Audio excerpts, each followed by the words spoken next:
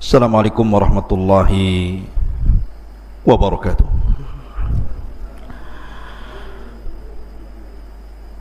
Alhamdulillah wassalatu wassalamu ala rasulillah wa ala alihi wa sahbihi wa mawalah wa la hawla wa la quwata illa billahi wa ba'du.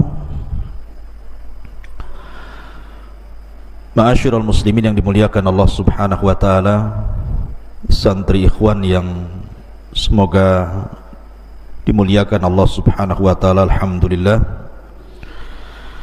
malam ini kita bisa kembali duduk untuk bertalabul ilmi. Kemudian salawat teriring salam tak lupa kita haturkan kepada Rasul kita Muhammad sallallahu alaihi wasallam.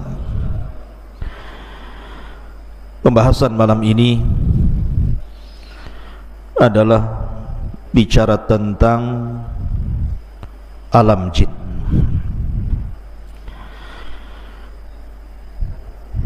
Jadi malam ini kita bicara tentang masalah jin.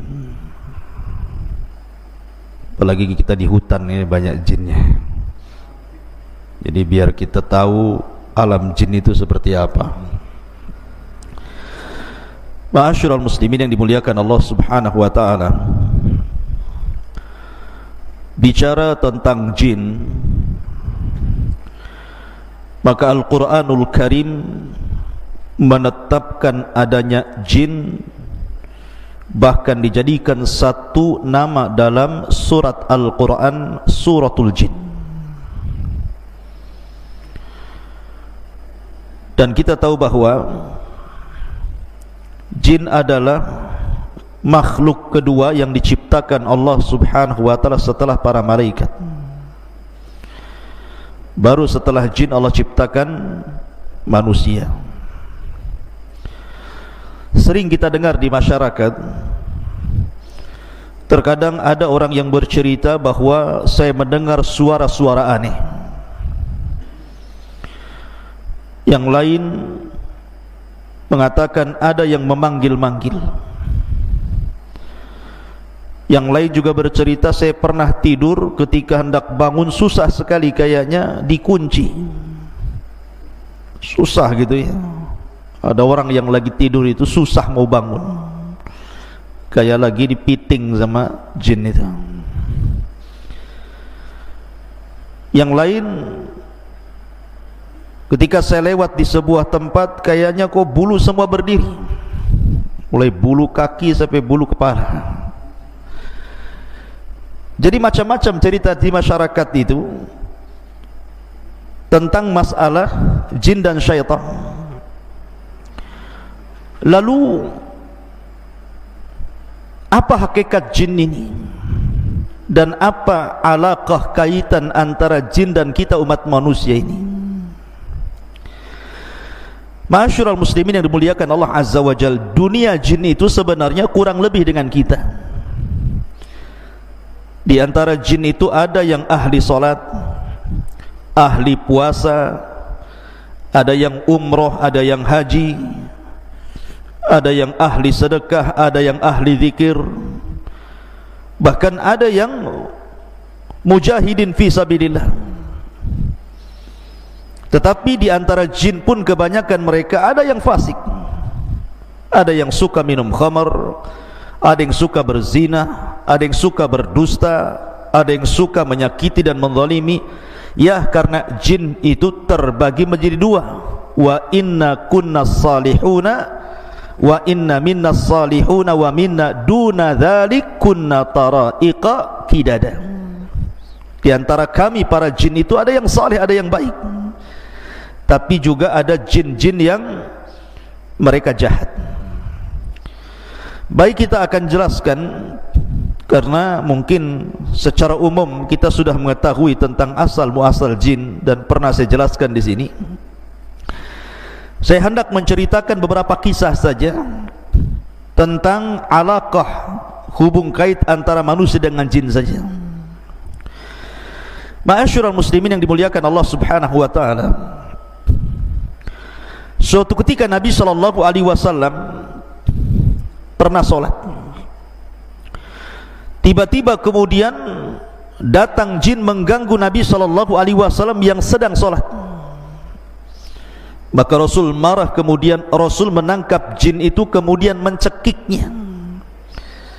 Saking kerasnya Rasul mencekik jin itu sampai keluar air liurnya, dan Nabi SAW merasakan dingin air liur itu. Kata Nabi SAW, kalau aku tidak teringat dengan doanya Nabi Sulaiman, Rabbi habli mulkan la yambagi li ahadin mim ba'di, ya Rabb, anugerahkan kepadaku kekuasaan yang tidak ku anugerahkan kepada siapapun sepeninggalku.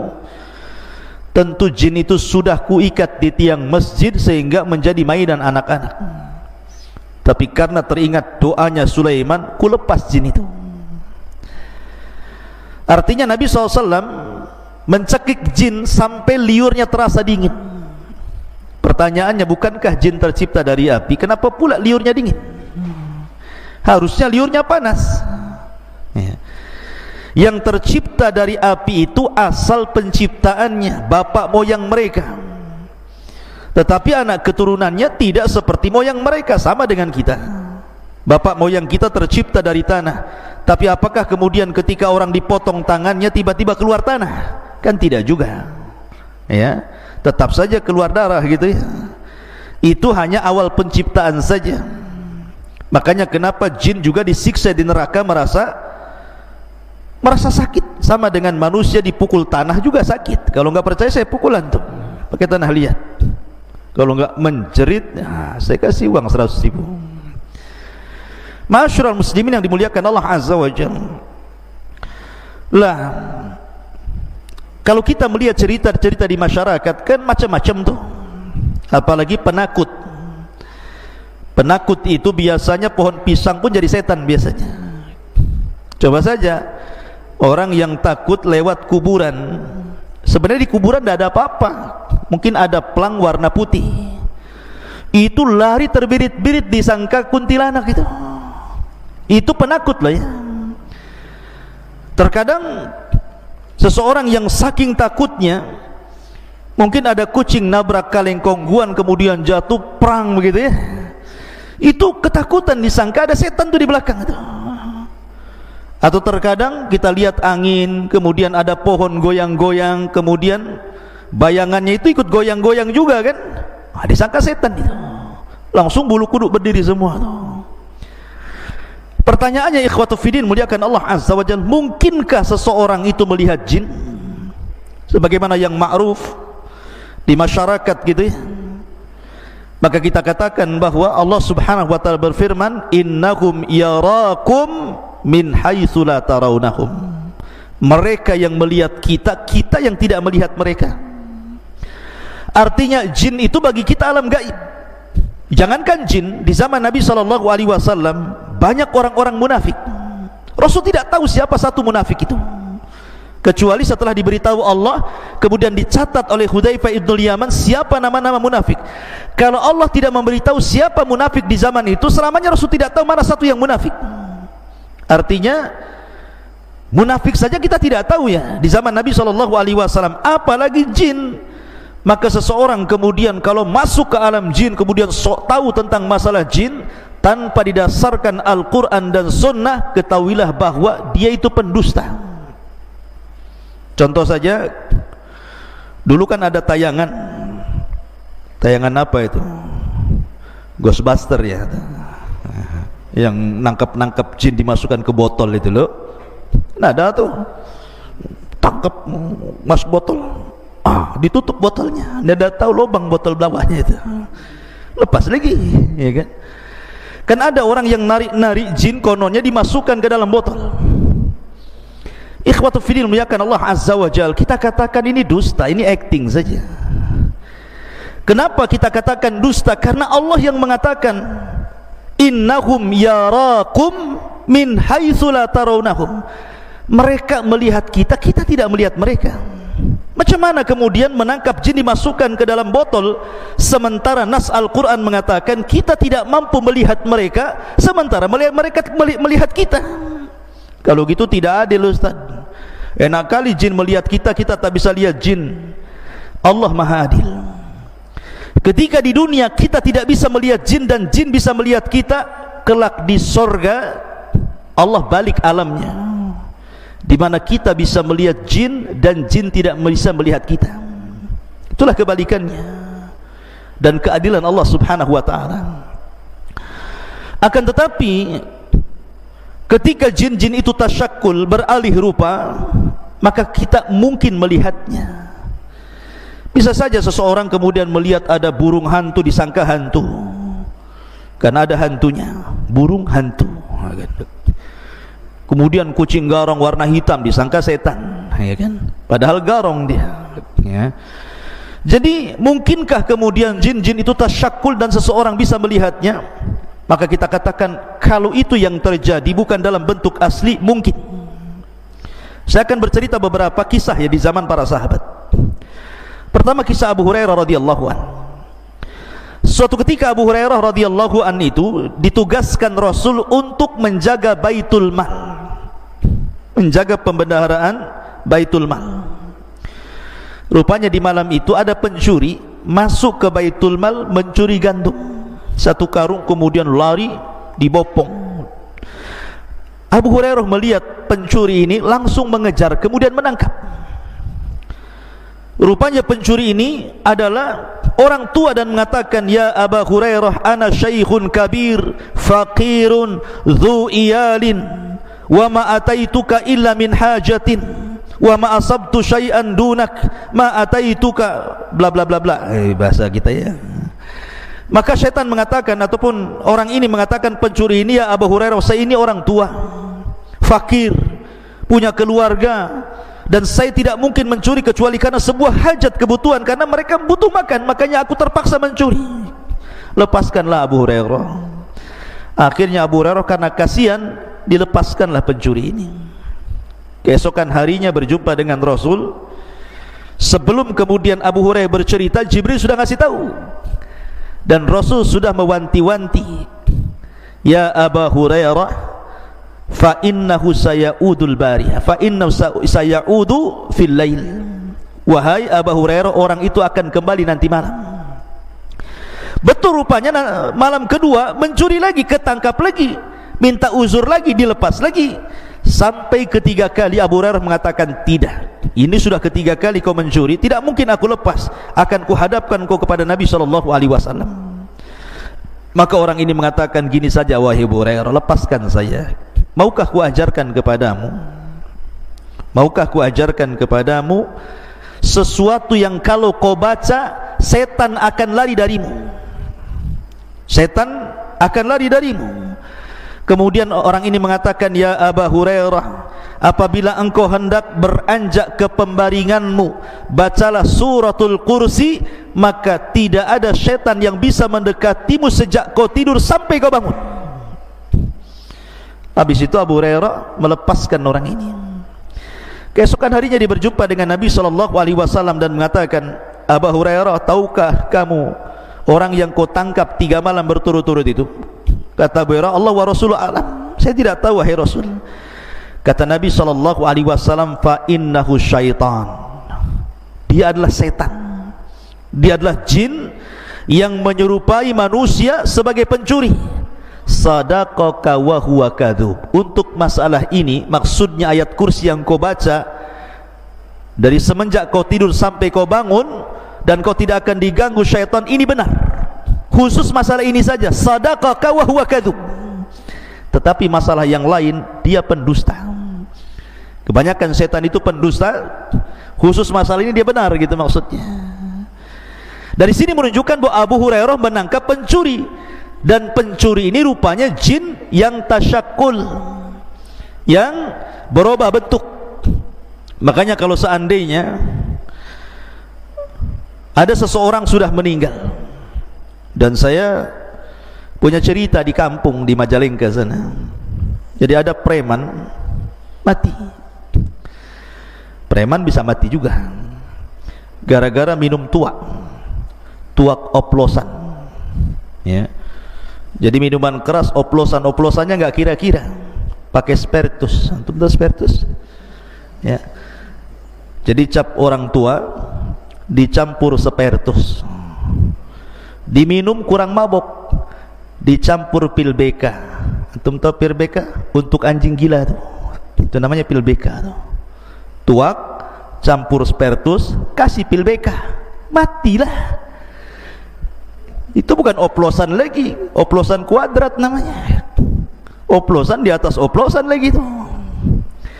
Ketika mati, rupanya tersebar di desa itu bahwa preman yang mati itu ada di atas jembatan, sedang duduk.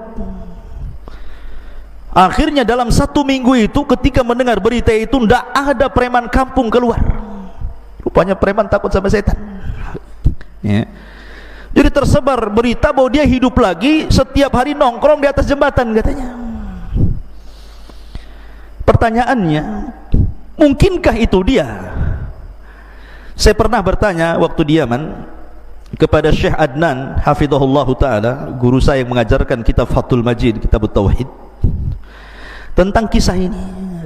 Ya Syekh, saya begini di kampung, persis yang saya ceritakan. Apa kata Syekh Adnan? Dia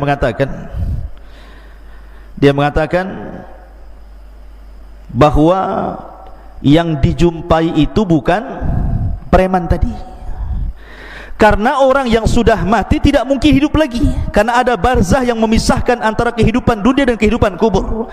Lalu siapa yang nongkrong di jembatan itu, yang mukanya mirip itu? Maka dia bisa menjawab, kalau cerita ini sahih, kalau cerita ini benar gitu ya, bukan dikarang-karang, maka sesungguhnya orang itu adalah qarinnya si preman tadi. Karena setiap orang itu punya qarin, punya jin yang menyertai sejak lahir. Jadi kalau seandainya ada orang mati kemudian hidup lagi, bukan orang itu hidup lagi gentayangan, tetapi qarinnya yang gentayangan membentuk orang mati itu. Jadi bisa saja itu jin yang menakut-takuti manusia. Kemudian kisah yang kedua, kisah Ubay bin Ka'ab. Jadi suatu ketika Ubay bin Ka'ab ini dengan para sahabat Nabi hendak menuju dari Mekah ke Madinah, melewati padang pasir.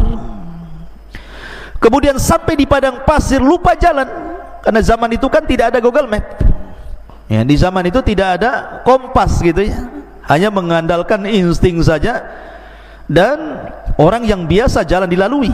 Rupanya Ubay bin Ka'ab dan sebagian para sahabat itu nyasar, tidak tahu kemana arah ke Mekah. Pokoknya bingung. Yang namanya padang pasir itu kan kayak lautan tuh. Nanti antum kalau pernah belajar di Arab, antum melihat padang pasir itu persis kayak lautan tidak bertepi itu. Jadi bingung Ubay bin Ka'ab ini harus kemana, sementara perbekalan minum mereka sudah menipis. Sampai betul-betul akhirnya minuman itu habis. Akhirnya mereka berusaha mencari air. Jadi ke arah selatan tidak nemu air, ke arah barat tidak nemu air, pokoknya semua arah dia berusaha jelajahi, tetapi tidak ada air juga. Sampai akhirnya datang laki-laki yang sangat besar, badannya besar sekali kayak raksasa gitu ya. Kemudian menemui Ubay bin Ka'ab radhiyallahu an. Kemudian Ubay pun ketakutan dan mengatakan, "Man anta, siapa kamu?" Karena besar masalahnya badannya gitu ya. Maka orang besar ini mengatakan, "Ana min baqiyatin nafar minal jinnil ladzi istama'u ila Rasulillah sallallahu alaihi wasallam." Kata orang besar ini, saya adalah satu di antara sekelompok orang yang pernah datang menemui Rasul mendengarkan bacaan Nabi sallallahu alaihi wasallam yang disebutkan dalam surah Jin ya, "Qul uhiya ilayya annahu istama'a nafarun minal jin." Ada sebagian sekelompok jin, ada yang mengatakan 7 jin datang menghadap Rasul mendengarkan Rasul baca Quran. Lah kata orang ini, saya adalah jin, satu di antara kelompok orang yang datang menemui Rasul yang kemudian mendengarkan ayat Al-Quran, dan aku pun masuk Islam. Kemudian dia mengatakan, aku pernah mendengar Rasul bersabda, al-muslim akhul muslim. Muslim itu saudaranya muslim yang lain. Baik kutunjukkan kamu ke arah di mana ada mata air di sana. Akhirnya kemudian jin ini mengarahkan arah ke arah sini, khudut tariq, ambillah jalan ini wahai Ubay, engkau akan mendapatkan air. Akhirnya Ubay bin Ka'ab pun membawa para sahabatnya kemudian mengarah ke yang ditunjukkan jin tadi itu ya, dan dalam berbentuk orang besar tadi. Rupanya betul dia mendapatkan air di situ dan selamat dari kematian di padang pasir. Lihat, terkadang jin itu tasyakul, berbentuk manusia atau berbentuk yang lainnya. Ini kisah yang kedua. Kisah yang ketiga, di zaman Umar bin Khattab radhiyallahu anhu. Jadi ketika para sahabat Nabi SAW berada di Yamamah, ketika dalam kondisi perang, tiba-tiba salah seorang sahabat berjumpa dengan orang yang penampilannya aneh. Orang yang penampilannya aneh mengatakan kepada sahabat ini dan mengatakan, dari mana kalian? Dia mengatakan, kami pasukan perang yang diutus oleh Amirul Mukminin Umar bin Khattab radhiyallahu anhu. Kemudian sahabat ini bertanya, man anta, siapa kamu? Maka orang yang aneh ini mengatakan, ana minan Nahawan, saya dari Nahawan, dan Allah saufa yaftahullahu ala Nu'man ibn Bashir walakinnahu ustushid. Tiba-tiba dia mengatakan, sebentar lagi kan kalian akan menyerbu Nahawan, kupastikan kalian akan menang, tetapi yang memimpin perang kalianlah Nu'man bin Thabit, Nu'man bin Bashir afwan. Tetapi dalam peperangan itu Nu'man akan mati syahid. Kagetlah orang ini. Oh, belum perang kok dia bisa meramalkan seperti itu. Masalahnya, kalian kan akan berangkat ke Nahawan, menyerang Nahawan, tetapi Allah akan menangkan kalian di tangan Nu'man ibn Bashir, tetapi Nu'man akan mati syahid di situ. Akhirnya orang ini, sahabat ini langsung lari menuju Umar bin Khattab radhiyallahu anhu dan mengatakan, ya Amirul Mukminin, tadi saya berjumpa dengan orang yang aneh. Tiba-tiba dia mengatakan bahwa kita akan memenangkan Nahawan, tetapi Nu'man bin Bashir akan mati syahid di situ. Kata Umar bin Khattab radhiyallahu anhu mengatakan, iya, tahukah kamu siapa dia? Maka sahabat ini mengatakan, tidak tahu hai Amirul Mukminin. Kata Umar bin Khattab radhiyallahu anhu, dia mengatakan, dialah Utsaim baridul jin. Dialah Utsaim, satu di antara jin-jin yang saleh. Dia pun datang kepada Umar memberitahu, ya. Artinya bahwa jin juga terkadang tasyakul kan, berbuah bentuk gitu menjadi manusia, sama dengan malaikat juga sama. Tetapi ikhwatu fillah muliakan Allah Subhanahu wa taala, yang lebih aneh lagi kisahnya, di zaman ulama salaf ada namanya Imran At-Tammar. Imran At-Tammar ini seorang ahadus salihin, orang soleh. Imran ini At-Tammar ini seorang soleh. Jadi dia punya majlis taklim bersama syekhnya namanya Al-Hasan Al-Ja'di. Jadi ada seorang alim ulama besar namanya Al-Hasan Al-Ja'di. Jadi Imran ini suatu ketika dia ingin menghadiri majelisnya Al-Hasan Al-Ja'di, majlis di waktu fajar. Jadi Hasan Al-Ja'di ini biasa membuka majelis taklim setelah subuh. Datang dari mana-mana. Dan dia takut ketinggalan sehingga dia tidak mendapatkan tempat duduk di depan. Maka dia datang pas bertepatan malam itu, malam Jumat, dia datang pagi-pagi buta. Jadi jam 3 malam itu sudah datang dia ke masjidnya Al-Hasan Al-Ja'di ini. Ketika sampai di masjid, masjid tertutup semua. Semua tertutup masjid, tidak ada yang terbuka, terkunci semua masjidnya. Anehnya, di dalam masjid itu terdengar suara Syekh Al-Hasan Al-Ja'di sedang qiyamul lail, sedang tahajud, dan dikeraskan bacaannya. Jadi ketika dia membaca ghairil maghdubi alaihim waladhdallin, tiba-tiba terdengar suara amin, seolah-olah masjid itu penuh, terdengar suara amin semuanya. Jadi Imran At-Tammar ini heran, ini masjid terkunci. Kemudian di dalam masjid itu Syekh Al-Hasan Al-Ja'di sedang solat malam tahajud. Ketika dia membaca waladhdallin, maka terdengar suara amin yang begitu banyak seolah-olah penuh masjid itu, dan dia tidak berani masuk. Dia pun menunggu sampai adzan fajar. Ketika adzan fajar, datanglah muadzin membukakan pintu masjid itu. Ketika dia masuk ke masjid, rupanya tidak ada satupun orang kecuali syekh saja sedang sholat sunnah fajar. Kaget dia, dari mana suara amin itu? Padahal dia mendengar ada riuh pikuk suara amin ketika syekh sedang membaca Al-Fatihah dalam tahajudnya. Ketika dia subuh masuk ke masjid, tidak ada orang. Rupanya hanya ada syekh yang sedang sunnah fajar itu. Kemudian terpikir oleh dia ini, Imran At-Tamari ini, setelah kemudian sholat subuh, kemudian mengikuti majlisnya Al-Hasan Al-Ja'di. Selesai pengajian, dia pun berusaha untuk menanyakan kepada syekh, menceritakan pengalamannya semalam. Ya syekh, semalam saya lihat masjid tertutup, engkau sholat tahajud, kau baca Fatihah, ketika engkau membaca waladhdallin semua mengaminkan dirimu, tapi ketika subuh aku lihat tidak ada satupun orang yang sholat di belakangmu. Lihat jawaban syekh ini. Dia mengatakan, ya, karena di belakangku adalah jin min nasibin yakhtimul qur'ana kulla lailatil jum'ah. Jadi setiap malam Jumat jin-jin nasibin ini datang, kemudian menghatamkan Quran di belakangku dalam tahajudku. Setiap malam Jumat mereka datang, solat di belakangku dan mengaminkan solatku. Kira-kira nih kalau antum solat malam, Allahu Akbar, ghairil maghdubi alaihim waladdallin, amin. Enggak dilanjutkan enggak tuh salatnya? Langsung antum hidupkan semua lampu, bangunkan kawannya gitu. Ya kan? Lihat, syekh ya. Artinya bahwa jin-jin juga ada alaqah dengan kita. Ada hubung kait dengan kita, maksudnya dengan manusia. Ma'asyiral muslimin yang dimuliakan Allah Subhanahu wa taala, tetapi ada juga jin-jin itu yang jahat, ikhwan. Tidak semua jin itu baik. Wa inna kunna salihuna wa inna minna salihuna wa minna duna dzalik. Kunna tara'iqa qidada. Jadi kami ini bertingkat-tingkat.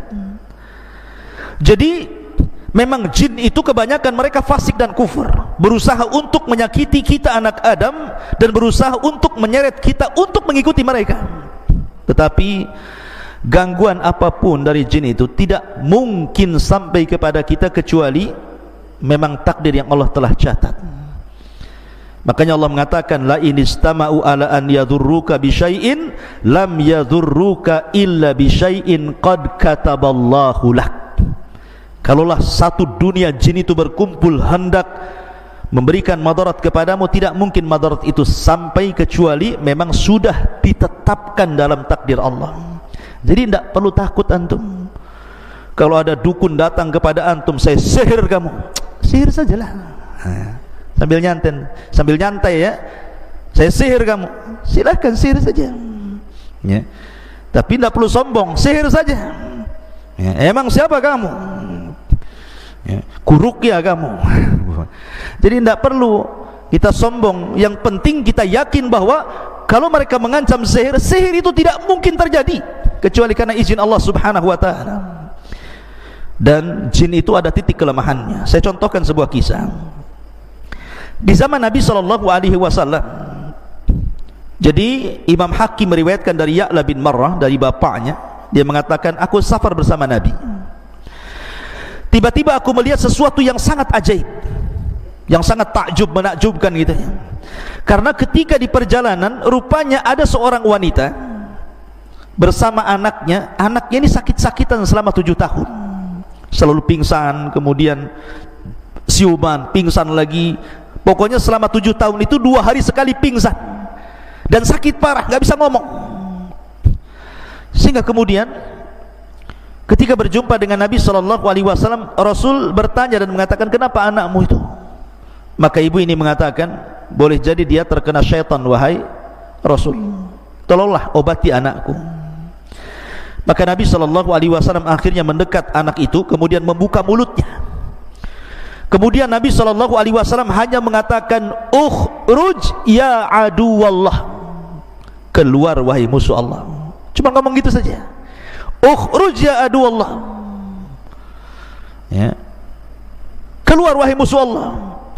Habis itu anak itu kemudian tertidur dan setelah bangun tiba-tiba sembuh penyakitnya, tidak tersisa sama sekali dari selama penyakit 7 tahun lamanya itu. Hanya Nabi mengatakan ukhruj ya aduwallah. Makanya kenapa dalam dunia ruqyah ikhwan, kalau antum nanti jadi peruqyah, Nabi SAW itu tidak pernah memperbanyak dialog dengan orang yang diruqyah. Rasul hanya mengatakan ukhruj ya aduwallah, keluar wahai musuh Allah. Tidak perlu antum memperbanyak dialog. Kamu siapa? Dari mana asalmu? Dan nikah belum? Berapa anakmu? Kau kesini sama siapa? Nah, kau gabung sama geng mana? Tidak perlu ya. Jadi tidak perlu diperbanyak dialog, karena jin itu pendusta. Karena mereka pendusta, maka kalau antum meruqyah cukup bacakan Quran. Kalau dia menjerit-jerit cukup antum katakan ukhruj ya aduwallah, keluar wahai musuh Allah ya. Kalau tidak ya ajak mereka beriman saja, tidak perlu tanya yang aneh-aneh ya. Karena jin itu pendusta, dan tidak ada jin itu yang bentuknya indah. Jin itu bentuknya jelek. Makanya ketika ada seorang syekh meruqyah, rupanya masuk jin yang paling cantik di kabilahnya ke dalam tubuh orang yang diruqyah itu. Kemudian oleh syekh berusaha jin yang paling cantik di kaumnya itu dikeluarkan dari tubuh orang tadi, terus diruqyah. Sampai syekh bertanya tentang masalah sifatnya ketika itu ya, bentuk kamu itu seperti apa? Karena dia mengaku wanita yang paling cantik, jin yang paling cantik di kaumnya. Maka dia mengatakan, sesungguhnya aku memiliki 9 kaki. Bayangkan, kalau antum dinadhorkan dengan akhwat cantik tapi punya 9 kaki, mau nggak? Nggak mau. Itu bukan orang, namanya gurita tuh, cumi-cumi namanya. Artinya bahwa jin itu tidak ada yang bagus. Sudah bentuknya jelek, mereka pendusta masalahnya. Jadi jangan diperbanyak dialog. Makanya Nabi SAW cukup mengatakan ukhruj ya aduwallah, keluar wahai musuh Allah subhanahu wa ta'ala. Kemudian juga ada cerita dari Rashid Ridha. Jadi suatu ketika ya kawan, ada seorang nelayan. Seorang nelayan ini dia melempar jala di lautan. Ketika dia melempar jala, kemudian menarik jala, rupanya terdengar suara di dalam lautan itu, seolah-olah ada yang tersangkut. Tiba-tiba terdengar suara aneh. Langsung ketakutan nelayan itu, akhirnya jalannya dilempar. Karena ketakutan dilempar jalannya. Kemudian dia pulang. Sejak peristiwa itu, sang nelayan akhirnya selalu diganggu oleh jin. Akhirnya dia sakit-sakitan sampai tidak bisa bicara. Berusaha dokter mengobati juga tidak bisa. Kemudian para peruqyah juga berusaha meruqyah juga tidak sembuh-sembuh. Sampai akhirnya dia datang kepada Syekh Rashid Ridha. Kata Syekh Rashid Ridha ketika itu, hanya membacakan 1 ayat saja, fasayakfikahumullahu wa huwas samiul alim. Fasayakfikahumullahu wa huwas samiul alim. Tiba-tiba kemudian semua jin yang ada di tubuhnya keluar, dan Allah subhanahu wa ta'ala takdirkan dia sembuh. Artinya bahwa ada jin-jin itu yang suka mengganggu manusia, yang suka mengganggu manusia. Lah kenapa kemudian jin itu bisa masuk ke tubuh anda, ke tubuh kita ya, sampai akhirnya ada orang yang kesurupan? Banyak penyebabnya kata para ulama. Bisa saja karena jin itu sudah terlampau cinta dengan antum sehingga dia masuk ke tubuh antum. Kok bisa Ustaz? Dia cinta sama kita, surat menyurat pun tidak, pandang memandang pun tidak, ta'aruf pun tidak. Macam mana kemudian dia cinta dengan saya gitu?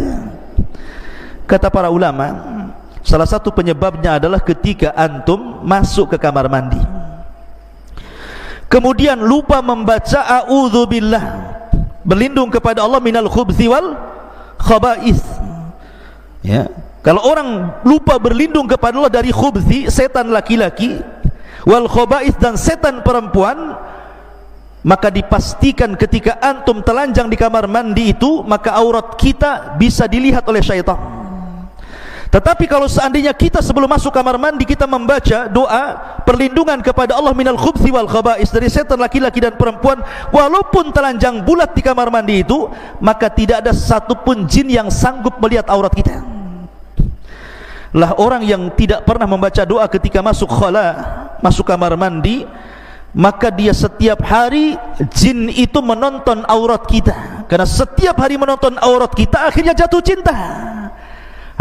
Kalau sudah jatuh cinta, maka dia tidak mungkin melepas kita. Ini salah satu penyebabnya. Yang kedua, atau karena dendam. Dendam itu maksudnya karena mungkin di antara kawannya dibunuh atau saudaranya dibunuh. Makanya kenapa Nabi SAW mengajarkan kepada kita, kalau antum kencing di alam terbuka, di hutan Jabal Uhud ini atau di mana gitu kan, jangan diarahkan ke lubang. Siapa tahu lubang itu tempat bersarangnya jin. Karena jin itu kan ada 3 jenis tuh. Ada jin yang berupa memiliki sayap, bisa terbang kemana-mana. Ada jin itu yang berupa anjing ataupun ular. Ada juga jin itu yang hidup di lubang-lubang. Makanya jangan kencing sembarang ke lubang gitu ya. Nanti di situ sarangnya jin, ngamuk dia. Sekarang logika saja, kalau antum di kepalanya dikencingi, marah nggak antum? Marah lah. Ya, antum dikecingi Noval memakai kepalanya, marah nggak sama Noval? Marah. Ya, jin juga sama, kalau dikencingi ya marah gitu ya. Makanya jangan kencing sembarang kalau di ruang terbuka itu. Karena bisa saja akhirnya karena marah balas dendam, masuk pula ke jalan darah kita, kesurupanlah kita. Atau mungkin dia itu masuk ke tubuh orang itu karena iseng saja. Ya, iseng-iseng saja masuk ya. Karena dia suka ngelamun, karena dia suka mikir gitu ya. Dan tidak pernah berzikir, tidak pernah baca Quran, masuk dia ke tubuh kita. Makanya ikhwatu fillah muliakan Allah Subhanahu wa taala, maka jin-jin itu memungkinkan berbuat apa saja. Dan yang lebih bahaya kalau seandainya jin itu suruhan tukang sihir. Dia bisa membuat kita sakit, dia bisa membuat kita mati, dia bisa membuat kita bercerai dengan suami istri, dia bisa membuat kita macam-macam jadi jahat gitu ya. Maka itu lebih bahaya lagi. Oleh karena itulah maka banyak-banyaklah berlindung kepada Allah Subhanahu wa taala. Wallahu a'lam bishawab. Ini di antara beberapa kisah tentang alam jin.